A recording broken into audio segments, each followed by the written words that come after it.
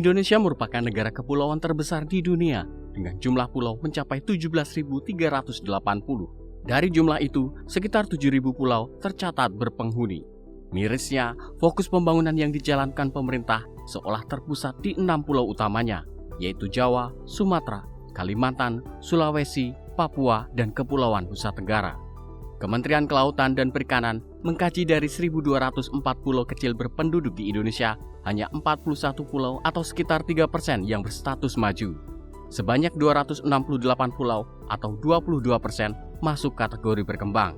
Sementara 835 pulau atau 69%-nya masih berstatus tertinggal. Adapun 60 pulau lainnya atau 4,98% tergolong sangat tertinggal. Ada 2 poin utama yang menjadi kendala pembangunan di daerah kepulauan, yaitu political will dan ketersediaan anggaran daerah.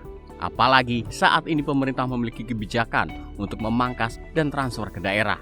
Maka sudah pasti kekuatan fiskal daerah untuk melakukan pembangunan semakin terhimpit. Disinilah letak urgensi dari pembahasan rancangan undang-undang atau RUU Daerah Kepulauan. Harapan besarnya, RUU Daerah Kepulauan dapat menjamin kepastian dana khusus kepulauan, sehingga pembangunan tetap berjalan tanpa terganggu oleh kebijakan anggaran pemerintah pusat. Ketua Pansus RUU Daerah Kepulauan DPR RI, Mercy Christy Barens, menegaskan RUU ini bukan ditunjukkan untuk membentuk daerah otonomi baru maupun daerah otonomi khusus. Menurutnya, RUU Daerah Kepulauan dapat memperkuat pengaturan tata kelola pembangunan yang sesuai dengan karakteristik wilayah.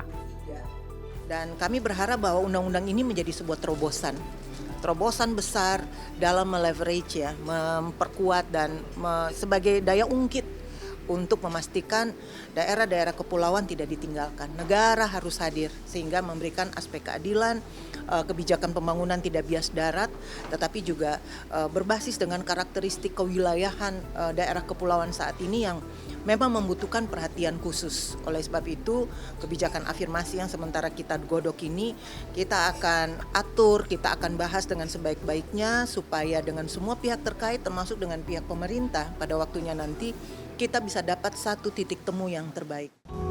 Infrastruktur untuk transportasi laut dan kapal penyeberangan menjadi urat nadi bagi masyarakat di wilayah kepulauan.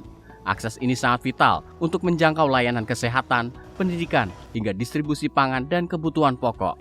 Pasalnya hingga kini masih ada masyarakat di daerah kepulauan yang mengeluhkan minimnya armada kapal transportasi. Akibatnya terjadi antrean panjang sehingga mobilitas masyarakat serta roda perekonomian menjadi tersendat. Hadirnya RUU Daerah Kepulauan diyakini dapat menangani persoalan kondisi transportasi laut yang belum memadai. Masyarakat kepulauan transportasi laut dan penyeberangan ini adalah akses utama menuju layanan kesehatan, pendidikan, ekonomi, dan distribusi pangan, dan juga kebutuhan pokok.